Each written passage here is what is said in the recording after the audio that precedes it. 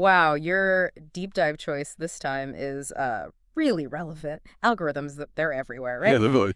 But this German radio documentary you sent over, this isn't like your typical tech stuff. Right. It's about how these algorithms are impacting us in ways we probably don't even realize. Yeah. From courtrooms to grocery stores. Yeah, it's pretty eye-opening. Be ready for some surprises.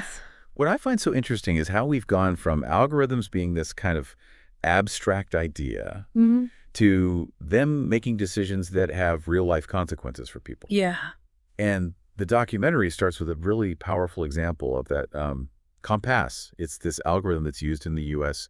justice system. Compass, right. Correctional offender management profiling for alternative sanctions. Yeah, you got it. It's like they're trying to predict the future, and they're using those predictions for things like sentencing, parole, Exactly. even the kind of rehabilitation somebody might get. Yeah, and the initial appeal, I mean, it kind of makes sense, right? You've got this incredibly complex system that's so burdened. And the idea that you could have some sort of algorithm sifting through all this data and providing like objective solutions. Right.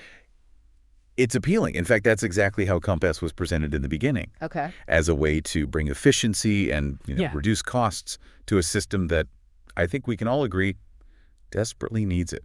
Okay, so where does it all go wrong? There's always a catch, right? Well, even early on, you had experts like Jay Stanley from the ACLU raising concerns. Okay. And it wasn't about like robots replacing judges or anything like that. It was really about whether we can trust algorithms with these decisions that have huge consequences for people's lives. Yeah. And so, Stanley was already asking these really tough questions back in 2017, like, do we really want computers deciding people's fates, like literally determining whether their lives are ruined or not based on these calculations? It's a chilling thought. And it gets even more unsettling when you realize this isn't limited to just one algorithm in one country. This is happening everywhere. No, absolutely. And that's what's so unsettling. Yeah. Rebecca Waxler from the Berkeley Center for Law and Technology, she points out that algorithms are everywhere in the U.S. justice system at every single level.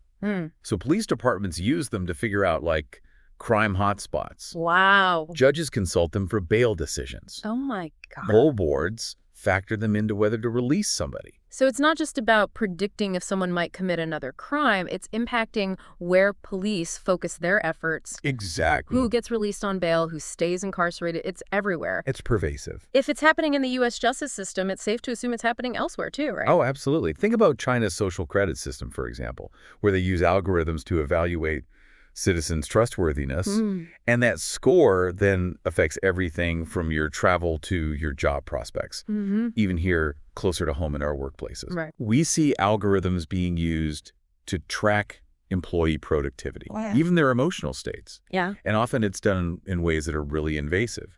So we're talking about algorithms making decisions on our credit scores, loan applications, job interviews, even our healthcare treatments. It's almost as if algorithms are becoming the gatekeepers of our lives. And that's a trend that really worries Daryl West, who's an expert in AI from the Brookings Institution. And he makes the point that while, yes, there's potential for good, he really emphasizes that a lot of these algorithms are built on data that's already biased. Right. And when you have biased data going in, you're going to have flawed and often discriminatory results coming out. It's easy to talk about potential bias, but this documentary doesn't start there. They actually dive into a real case where an algorithm-driven system had really awful consequences. Yeah, and this is where the story moves to the Netherlands. Okay. The Dutch government, they were trying to reduce welfare fraud. And so they decided to implement this whole system that was run by algorithms. So good intentions, right. They wanted to make sure benefits were going to the people who really needed them. Exactly. Prevent fraud. Seems reasonable. So where did it all go wrong? Well, like we were just talking about good intentions, sometimes they can lead to, well, in this case, a real mess. The system was called SIRI. SIRI. Yeah, short for System Risiko Indicating, which basically means System Risk Indication. Okay. And it was designed to flag potential fraud. So kind of like Compass in the U.S., using algorithms to assess risk, give people scores? Exactly. And they would use these scores to flag people they thought were high risk. And that's where things went really wrong, right? Yeah. The documentary talks about how this had a devastating impact on thousands of families. Yeah, and it particularly seemed to target immigrants and low-income earners. Of course. Ella Jakubowska, who works with European Digital Rights, it's an NGO based in Brussels, she describes it as just this awful situation. You had families torn apart, people driven into complete financial ruin. It's heartbreaking. Yeah, and tragically, even suicides. Because of this algorithm getting it wrong. Yeah, because of an algorithm is hard to believe. The documentary actually shares a story of one woman, a social worker, who was wrongly accused of fraud by this system. A social worker of all people. Right. And they hit her with this demand to repay something like over 100,000 euros in benefits going back years. Oh, my God. Imagine the stress of being told you have to repay that amount of money when you know you haven't done anything wrong. It's like something out of Kafka. That's exactly the parallel the documentary draws. This feeling of complete helplessness against these systems that are supposed to be objective and fair. Right. But instead they just feel absurd and impossible to fight. Right.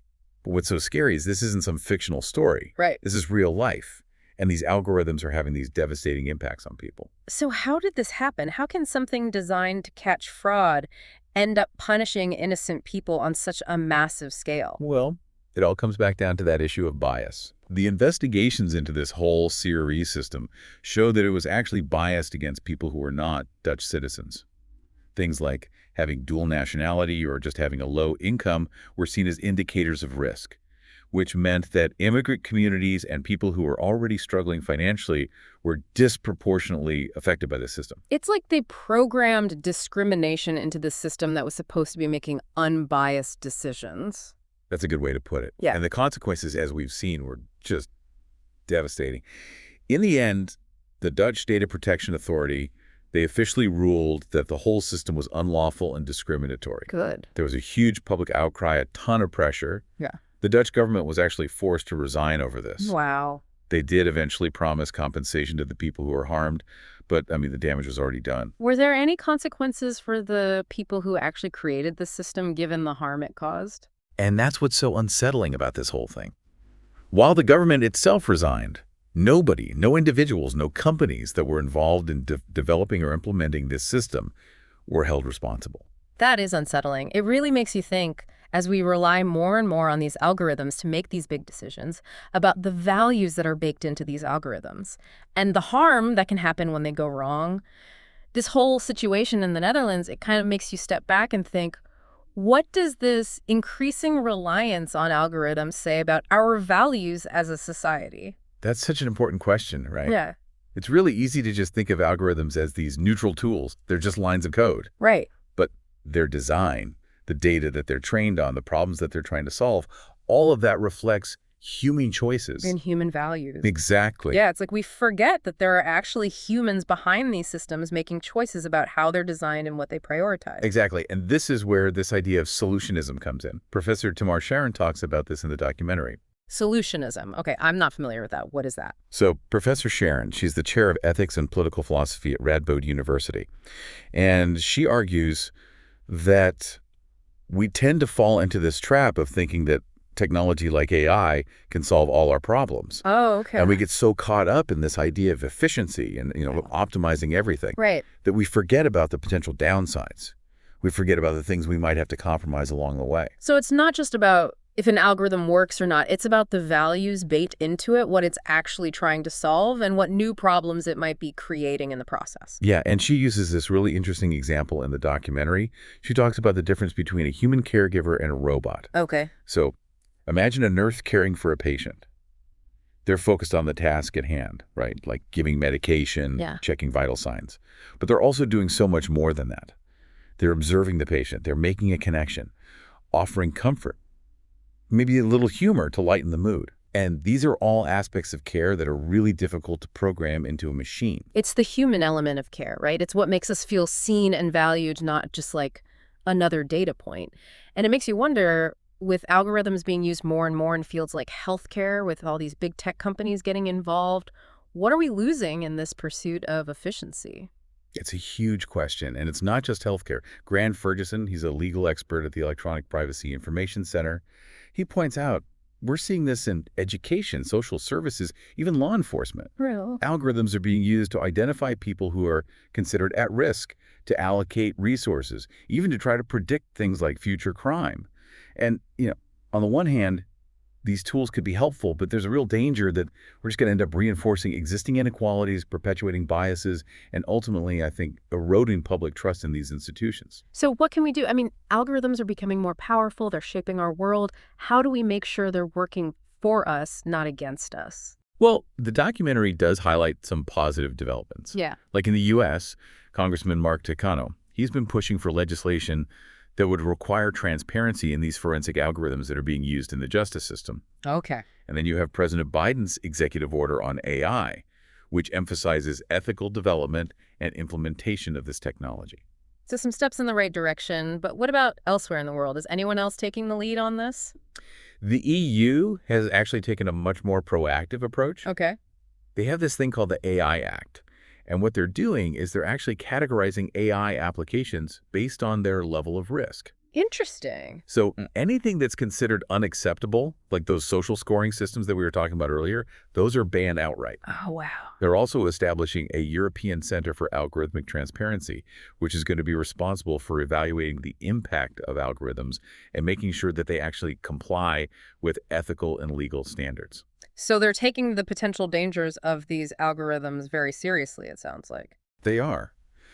But the documentary also raises a really sobering point, and that is, even with all the good intentions in the world, even with regulations in place, our ability to fully understand and control these systems, especially as they get more complex, it's limited. What do you mean? How can we not understand them? We created them. Well, that's the thing. Eric Schultz, he's the director of the Institute for Human-Centered AI at the Helmholtz Center of Munich.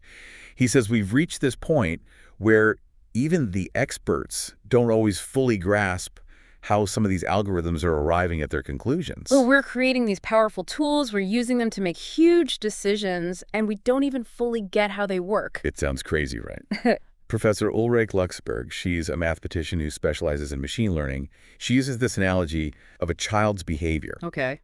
She's basically saying that sometimes even our own creations can surprise us. And she goes on to explain that the way these complex algorithms work, like those neural networks, for example, they're inherently opaque.